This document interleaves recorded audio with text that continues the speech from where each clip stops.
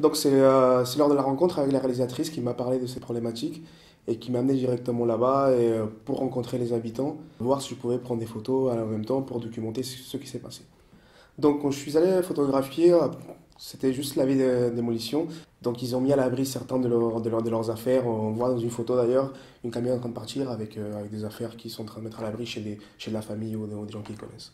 Le lendemain, je me suis encore rendu sur place. Là, du coup, c'était vraiment complètement autre chose. Je me suis trouvé avec un dispositif policier énorme. J'imagine de vue entre 1000 ou un peu plus de policiers, avec des pelleteuses, les gens dehors, enfin, ça crie un peu de partout. Et ouais, c'est assez choquant parce qu'en fait, on se retrouve à Rabat encore une fois. Et là, on a l'impression de se retrouver en quelque chose, en guerre, quoi.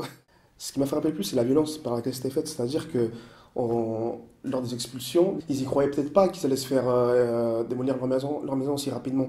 Donc la police arrivait, il y avait 2 minutes de pourparlers, mais les tractopelles, elles arrivaient directement derrière. Les maisons, elles étaient limite détruites avec les affaires des gens à l'intérieur. Les gens, ils avaient le temps à peine de sortir, quoi.